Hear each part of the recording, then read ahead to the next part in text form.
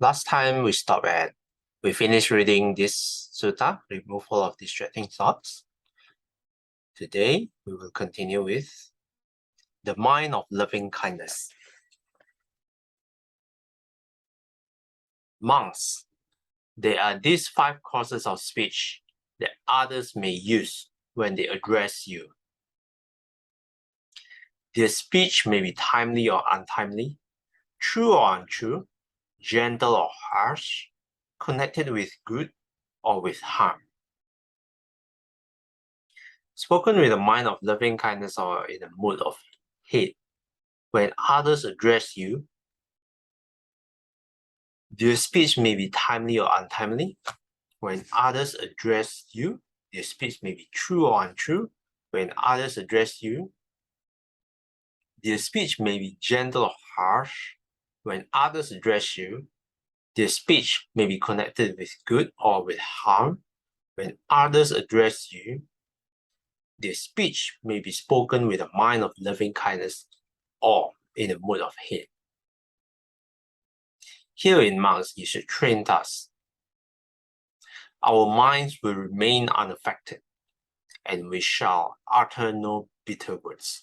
We shall abide compassionate for their welfare with a mind of loving kindness, never in a mood of hate. We shall abide pervading that person with a mind imbued with loving kindness, and starting with that person, we shall abide pervading the all-encompassing world with a mind imbued with loving kindness, abundant, exalted, immeasurable, without hostility, and without ill will. That is how you should train monks.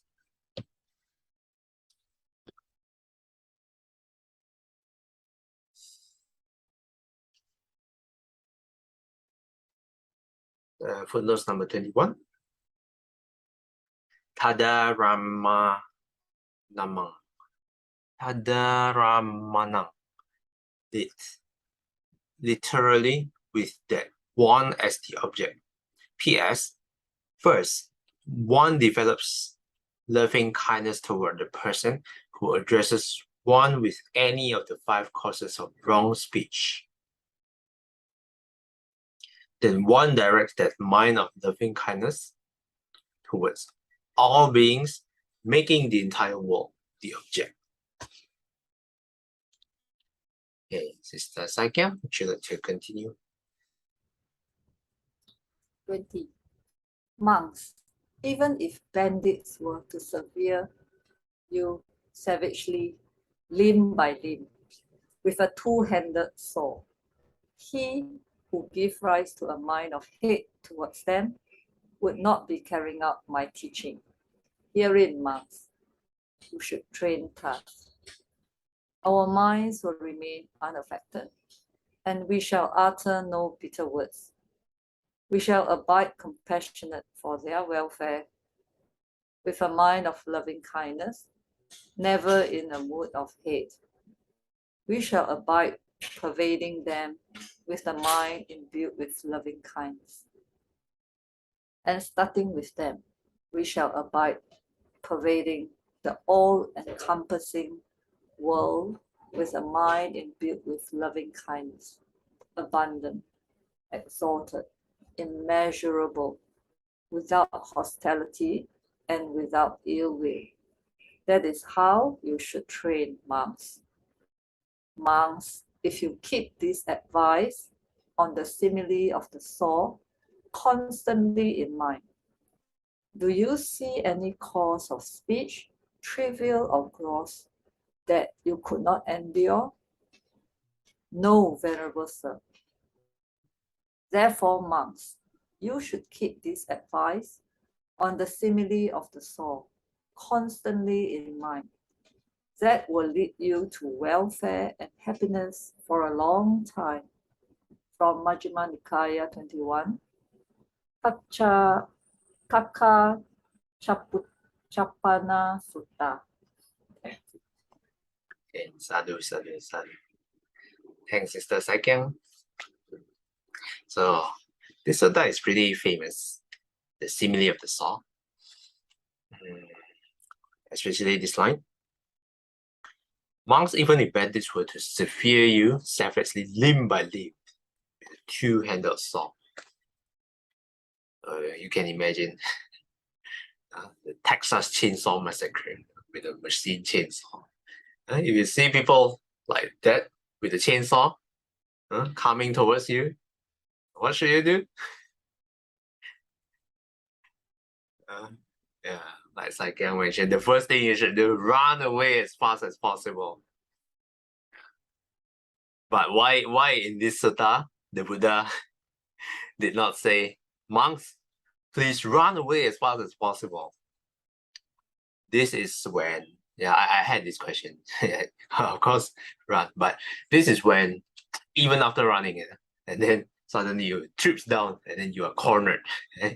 There's no way, no other place to run. There's nothing else to do. You are in the corner, and the guy with this huge chainsaw massacre was coming towards you. Then, this is how the sutta applies. You have no other choice, and then he's going to sever you savagely, limb by limb. Your hand, cut your hand. Both of your hands, cut your feet, both of your feet. Here the Buddha says, even in that situation, your mind should remain unaffected. And should not be affected, should utter noble words. Have compassion for them. A mind of loving kindness, never in the mood of it. If in that situation you can do that, here the monk said, here the Buddha said, if you keep this advice constantly in mind, is there any course of speech, trivial or gross, you could not endure? So this is the point. If you can endure such an extreme situation, well, whatever people say to you, then you can also tahan, you can endure. Okay, any questions or comments for this sutta? Simile of the saw. When I read this, right, my hairs are standing up. I cannot imagine.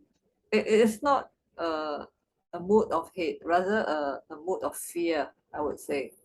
There will be great fear arising in you. A fear of dying, I suppose. Yeah. So I haven't overcome this fear. But the simile here, like what Marcel said, is for us to practice constantly this thought of somebody severing your limbs. So if you can endure that, then what is wrong speech to you? Really, they are peanuts, really. Yeah. It will not hurt you physically. They are just words, right? And the words are just sound. It arises and then it actually disappears already. But why are we holding on to the words? Yeah, so that is the point that Buddha is pointing up to us. Yeah. So, but I do read news, in the war, when there's murder cases. Actually, there are such scenarios that happen with the murderer, really cutting limb by limb, severing that person's head or whatever. Yeah. So really, when you imagine if you're in that situation, how severe is the pain, how bad it is, and then you should put into practice daily.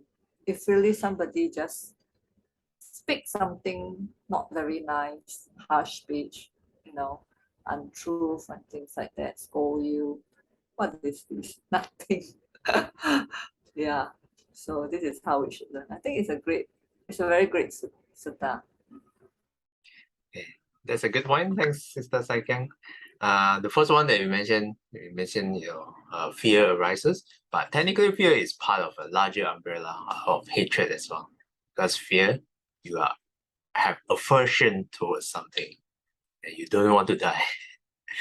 So it's technically part of hatred.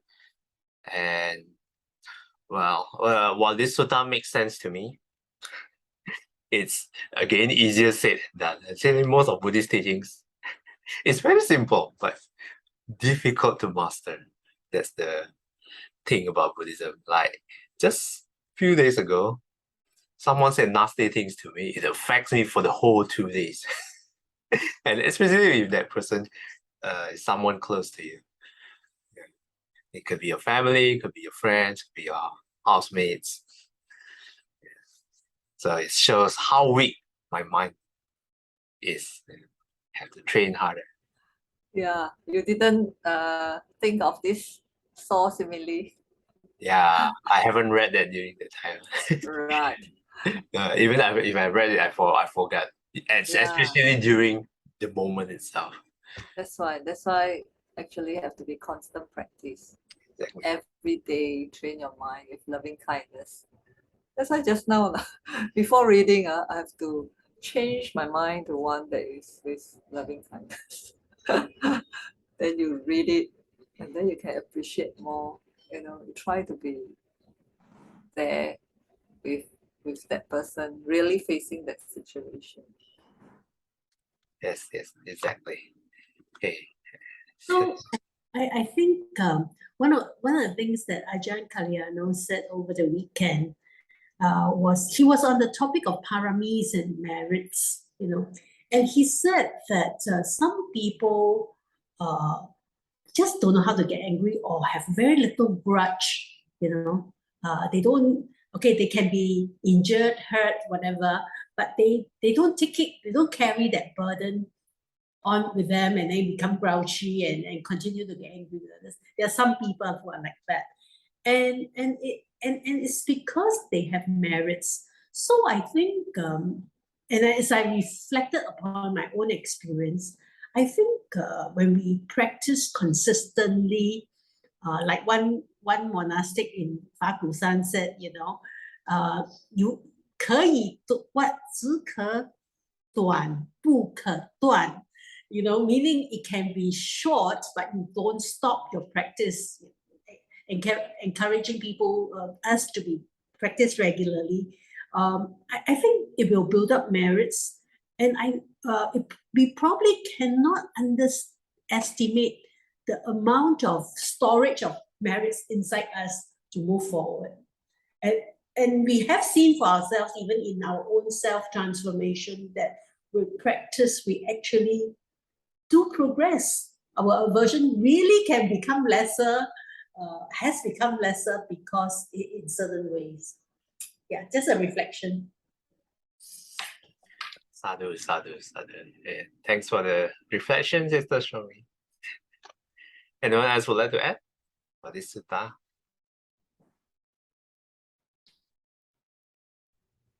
Like what Sister Shomi said, right? I really have met very nice doctor. No, no temper at all. Whatever it is, whatever she meet, she's just so forgiving. Because sometimes when we assist the doctors in our daily work, right, there are bound to be some errors that we don't intend to do, but it's just some cock up, the machine has some fault, or the patient is nasty, the relative is nasty.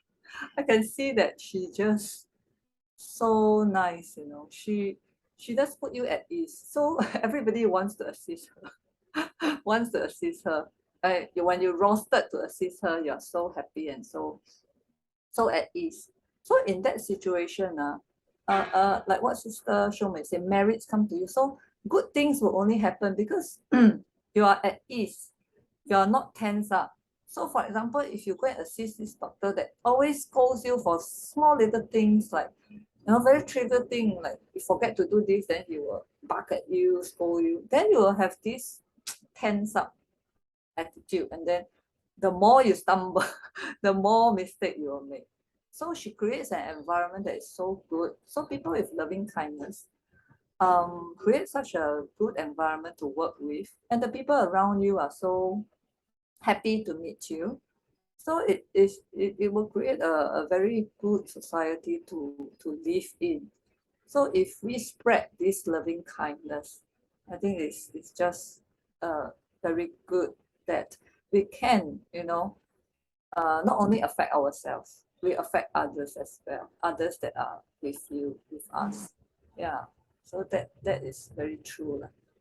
She has a lot of merits, I suppose. Thank you for sharing, Sister Show. Thanks for the comment, Sister Saikem. Sometimes we have this question, why, okay, at least in my work, why are some of my colleagues incompetent? Perhaps because I'm incompetent myself, and that's how I get to group together with these people. So how to meet competent colleagues? I myself should become more competent. In same case, if I meet a lot of people with a lot of hatred, a lot of nasty comments, probably I should increase my loving kindness, and maybe someday I'll be surrounded with people with more loving kindness. Thanks everyone for the comment. Anyone else would like to add? We still have some time. Maybe we can read a little bit more.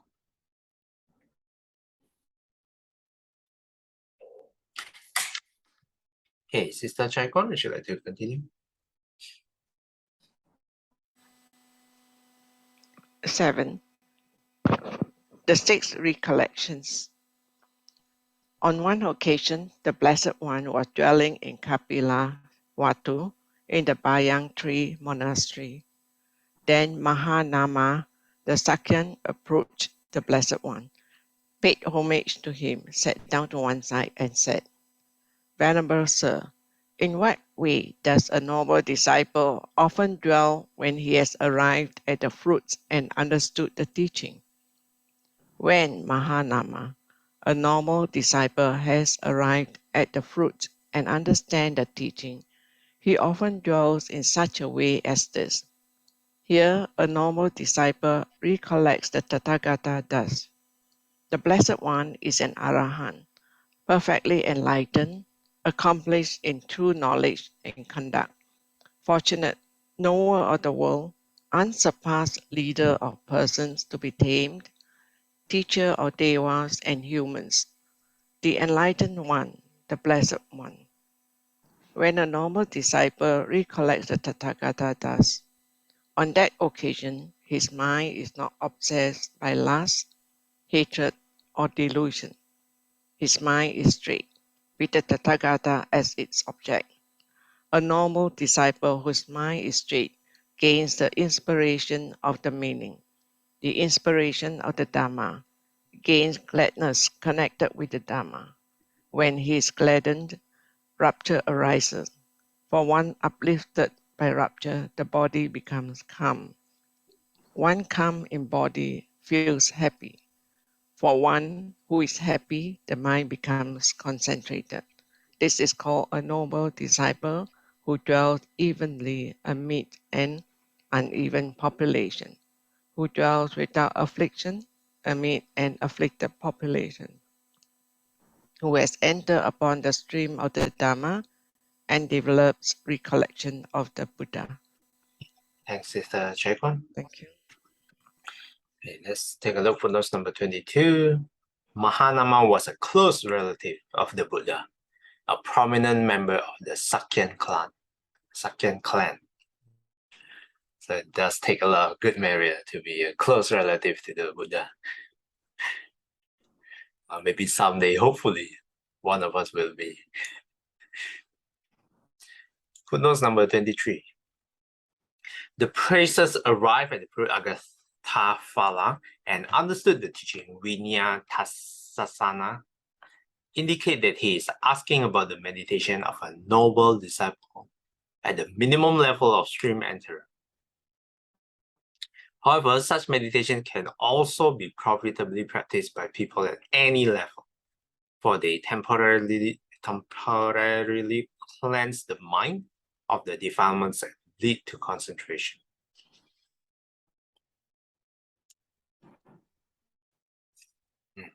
So here, the first recollection is the recollection of the Buddha, the recollection of the Tathagata. Yeah, all of these are very common praises, very common praises of the Buddha. Blessed One is an Arahant, perfectly enlightened one, all the way until teachers of devas and humans, the enlightened one, the Blessed One. Okay, Sister Shawmei, would you like to continue? Further, Mahanama, a noble disciple, recollects the Dharma thus. The Dharma is well expounded by the Blessed One, directly visible, immediate, inviting one to come and see, worthy of application, to be personally experienced by the wise. When a noble disciple recollects the Dharma, thus, on that occasion, his mind is not obsessed by lust, hatred, or delusion. His mind is straight, with the Dharma as its object.